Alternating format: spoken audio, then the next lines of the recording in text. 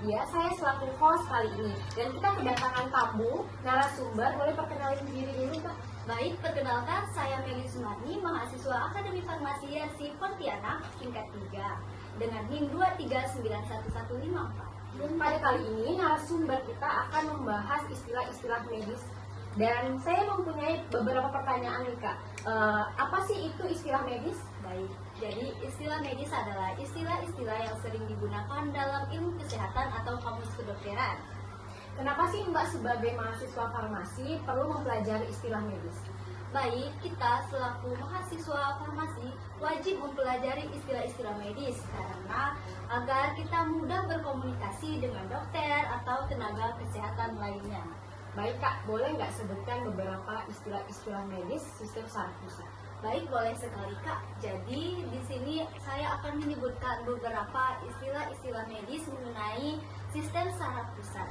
Jadi yang pertama yaitu ada aferen, jalur saraf yang membawa sinyal ke otak. Yang kedua yaitu ada akson, yaitu pengiring sinyal. Yang ketiga ada arachnoid, yaitu selaput otak lapisan tengah. Yang keempat ada area broca, area otak untuk produksi bicara. Yang kelima ada area peripheral, yaitu area otak untuk pemahaman bahasa. Yang keenam ada batang otak, yaitu penghubung otak dengan sumsum tulang belakang. Yang ketujuh cairan cerebrospinal, yaitu cairan pelindung otak. Yang kedelapan dendrit, yaitu penerima sinyal. Yang sembilan ada durameter, selaput terluar. 10 eferen, jalur saraf yang membawa sinyal dari otak. 11 ada ganglia, yaitu kumpulan sel saraf. 12 gyrus, yaitu lipatan otak. Yang 13 hemisfer, belahan otak. Selanjutnya ada 14 hipotalamus, yaitu pengatur hormon dan suhu tubuh. 15 hipokampus, yaitu pusat memori dan pembelajaran. Yang ke-16 ada impuls saraf, yaitu sinyal listrik yang berjalan di saraf. 17 interneuron, yaitu sebagai penghubung neuron. Yang ke-18 adalah korteks atau lapisan luar otak.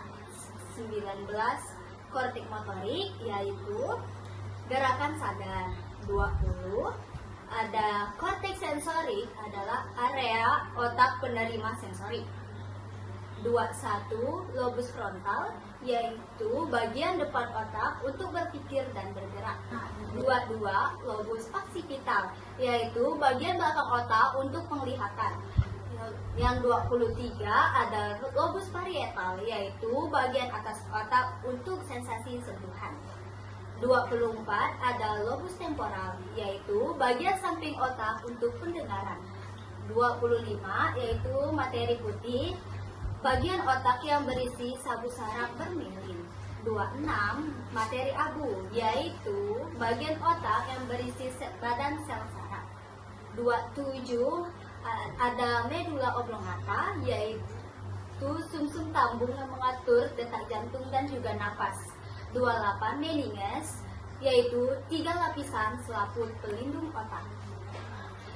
29 ada myelin, yaitu pelindung akson. 30 ada neuroglia, yaitu sebagai sel pendukung. Selanjutnya 31 ada neuron, yaitu sel saraf. 32 ada neuron motorik, yaitu sel saraf penggerak otak.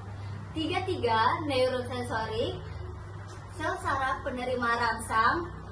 Selanjutnya 34 neuron transmitter, yaitu zat kimia pembawa pesan antar neuron. Selanjutnya 35 ada nukleus atau inti sel atau kumpulan sel saraf yang berada di otak. 36 ada cerebellum, yaitu otak besar. 37 cerebellum atau otak kecil. 38 ada diameter atau selaput terdalam. 39 ada pons, jembatan sinyal. 40 ada refleks atau respon otomatis. 41 saraf kranial, yaitu 12 pasang saraf dari otak. 42 ada cerebellum atau otak kecil yang berada di belakang batang otak. 43 ada sinaps atau celah sambungan antar neuron.